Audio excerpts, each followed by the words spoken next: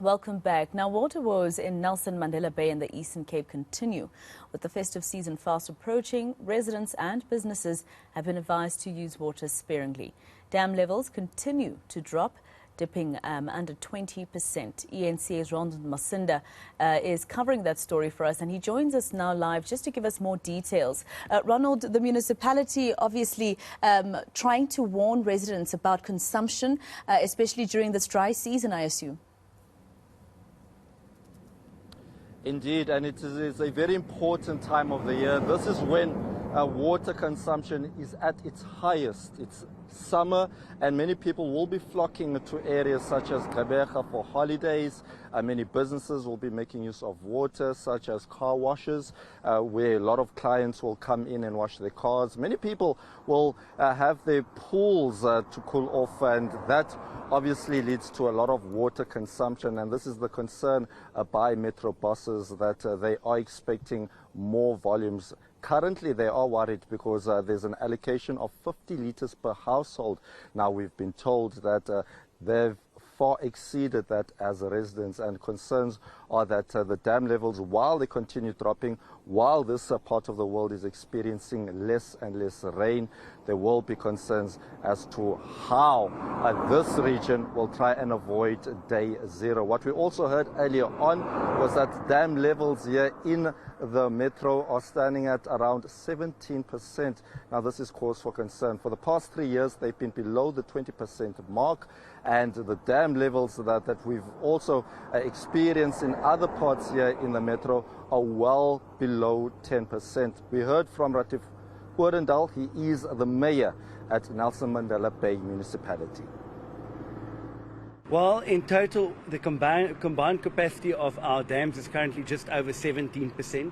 So yes, we're still very much grappling with this extended drought, but we believe that we are managing our water resources responsibly. And therefore, we are here today at the Impofo Dam to show the media and the broader public as to what we have done, what measures we have implemented in order to ensure that we can access more water. We want to ensure that people understand that the situation is quite dire, but that they must act responsibly, because if they do reduce their water consumption, we'll be able to manage the situation and we wouldn't have to worry about ever facing day zero.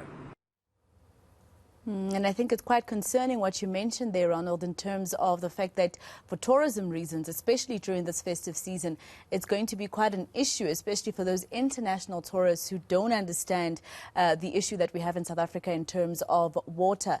But what has government said to you? I mean, we've heard, Minister Senzo Mchunu many times saying that the situation would not exacerbate, that they're trying everything they can to make sure that day zero is not reached. What are they saying this time?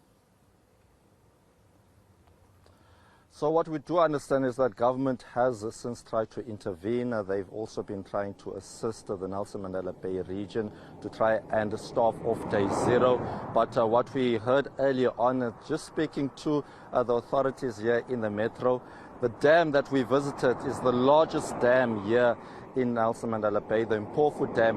Dam levels are currently sitting at around 8%, and if it drops to around 7%, the water cannot be used. I mean, let me just give you another picture here. 17% of the dam levels, only 11% of water can be used from those dams. That is how dire the situation is. And for the past few months, there have been issues, or concerns rather, by residents that they might now resort to using waters from taps, communal taps, using water where other people are using water. We know that there have been quite a number of other projects, borehole drilling by Gift of the Givers and other organizations trying to mitigate this drought. But it will cost at least R1 billion. This is according to the Nelson Mandela Bay municipality, to try and fix the infrastructure, because it has a dilapidated infrastructure that needs a dire fixing. So that is the situation here, Maseko, and as we approach the festive season, there are many concerns that this issue may continue for a very long time.